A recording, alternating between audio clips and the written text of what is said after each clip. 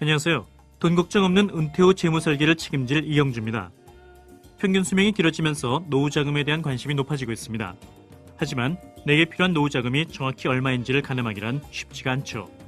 네, 맞습니다. 저도 은퇴 전에 노후 자금이 얼마나 있어야 하나 고민 많이 했었거든요. 사람들에게 물어봐도 다 다르게 말해주더라고요. 당연하죠. 필요 노후 자금은 개인의 상황에 따라 달라지니까요. 개인의 변수를 정확히 입력해야 산출할 수 있답니다. 개인마다 변수가 다르다. 그럼 어떻게 하면 손쉽게 계산할 수 있죠?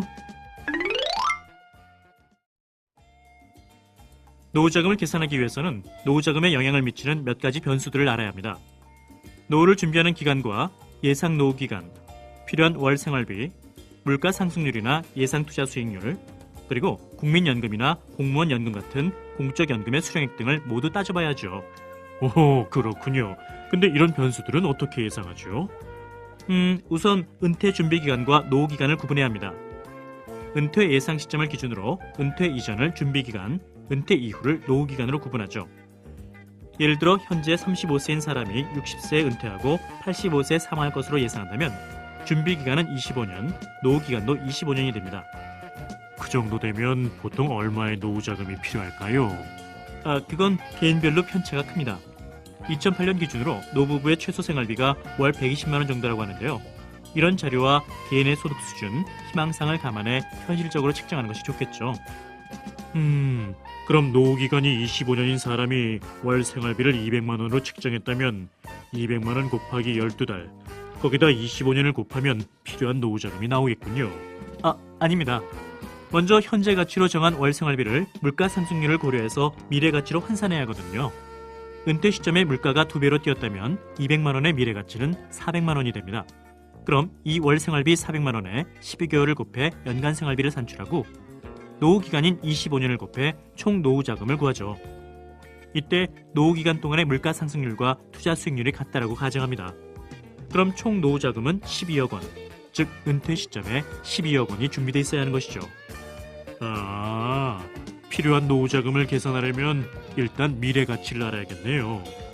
근데 물가에 따라서 달라지는 미래 가치를 예상하기가 그렇게 쉽지가 않을 것 같은데 미래 가치를 계산하는 좋은 방법은 없나요? 물론 있죠. 바로 72법칙을 이용하면 됩니다. 72법칙이란 일정한 복리 수익률 하에서 자산이 2배로 불어나는 데 걸리는 기간을 구하는 공식이에요. 72를 연수익률로 나눴을 때 자산이 2배가 되는 연수를 말하죠. 만약 1000만 원을 연 8%의 복리 수익률로 투자했을 때 원금의 2배로 불리려면 가만히 있자. 72 나누기 8이니까 9년이 되겠네요.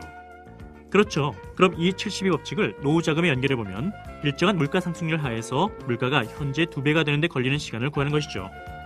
예를 들어 월 생활비가 200만 원이고 물가가 매년 4%씩 상승한다면 18년 후에는 물가가 2배로 뛰게 됩니다. 18년 후면 200만 원이 400만 원이 되는 것이죠.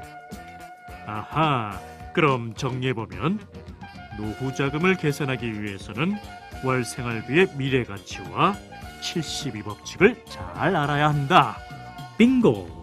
물론 정확한 노후 자금 계산을 위해서는 더 많은 변수와 통계 자료를 활용해야 하지만 이 정도 지식만 있어도 큰 오차 없이 노후 자금을 알아볼 수 있습니다.